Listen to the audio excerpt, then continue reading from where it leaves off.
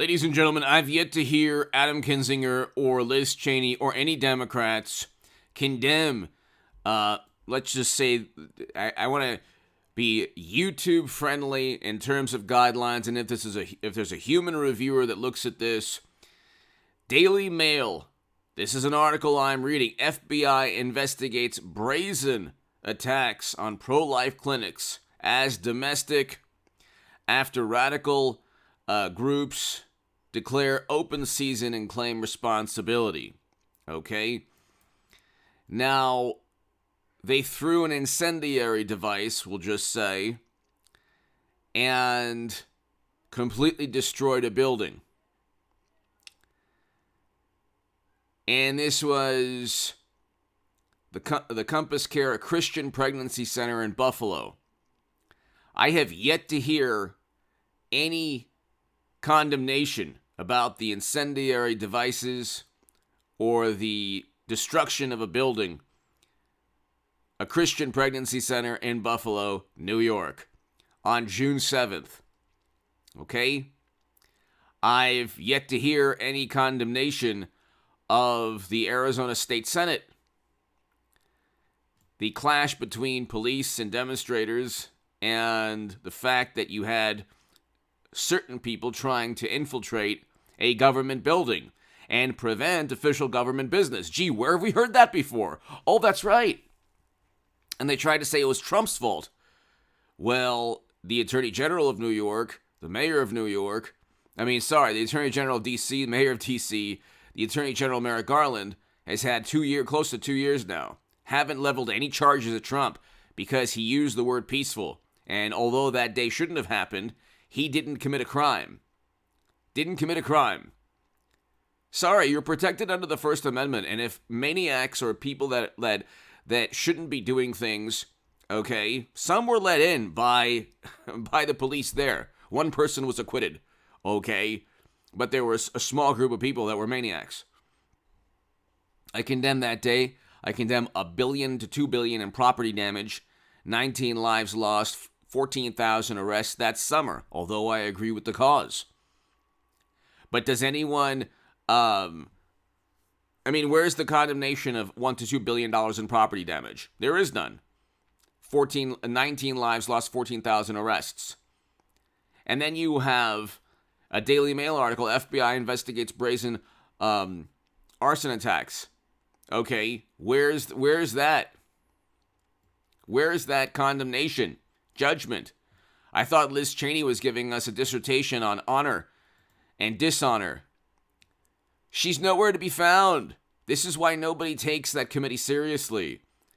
This is why, when you look at Stephen Colbert's staff getting arrested, and then you look at everything that took place last night in major cities of the country,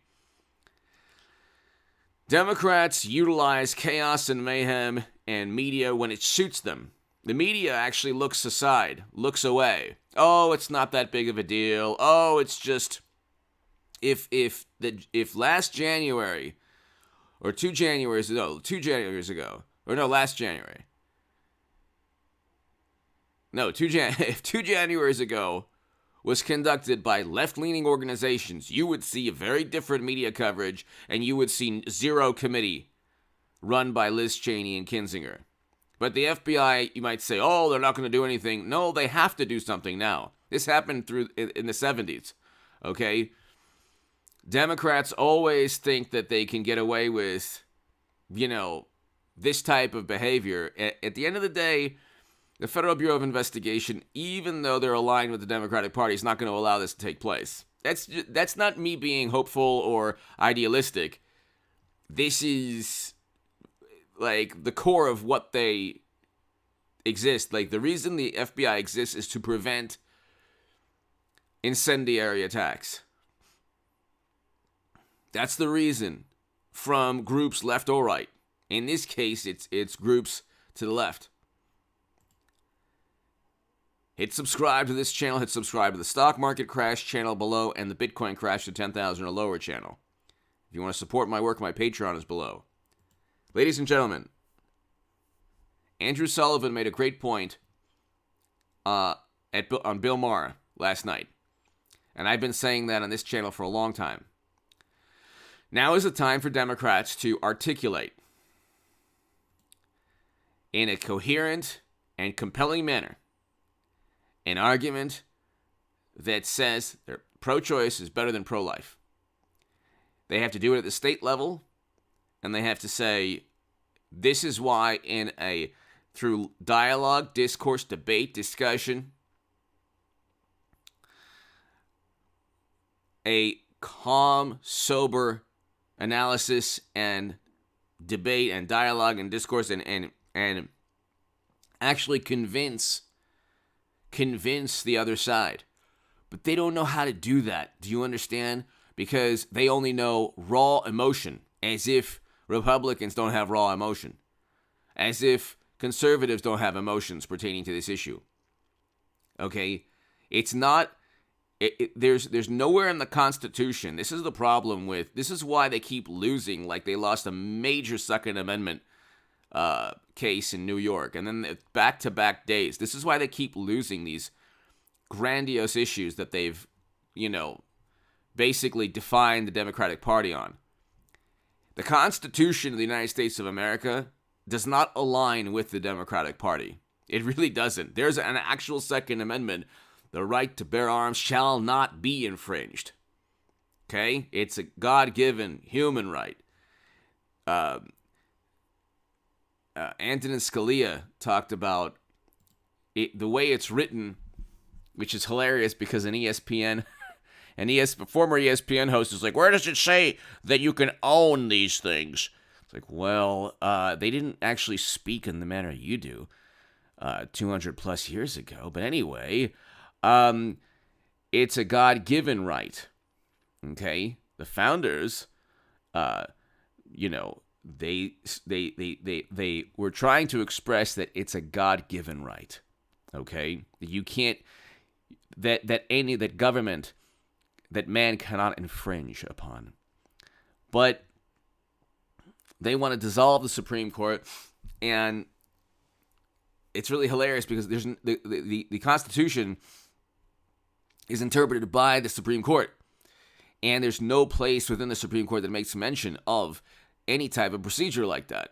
Now, that was the time to... They tried to say, well, the 14th Amendment... The 14th Amendment has nothing to do with that. Nothing to do with that. It's a leap of logic. But you have an issue, ladies and gentlemen, where Democrats cannot articulate their viewpoint through the lenses of the Constitution, because the Constitution wasn't written by liberal Democrats in 2022. The Constitution was written by people far more aligned with the way conservatives think. It's just a fact. It's just a fact. And then so you have Eric Swalwell, so you can own nuclear weapons? Oh, well, no, it's not. It's not.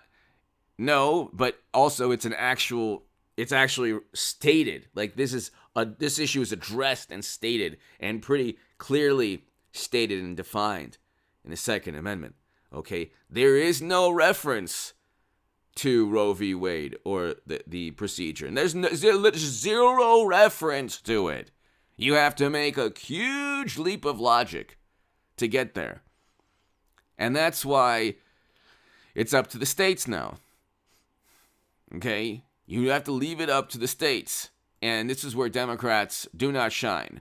The Democratic Party has to now articulate a compelling argument in red states to defeat through reason, discourse, debate, discussion, the pro-life argument within red states.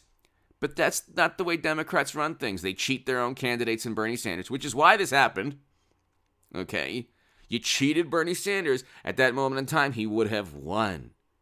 He would have defeated Trump at that moment in time. Now, thank God Trump won, because he reversed U.S. foreign policy forever. Thank God. And he did a lot of other great things in terms of the economy and foreign policy. Abraham Accords was a huge accomplishment. Being the first president to step foot in North Korea to begin détente between North and South Korea, a huge accomplishment.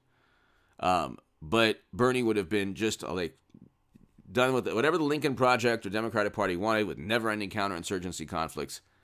But now Democrats have to actually articulate their case. We'll see if they can. We were seeing now that they're totally incapable of doing so without like the most diabolical reaction. But hit subscribe to this channel. Ladies and gentlemen, I'll be back. I should have a live stream later tonight.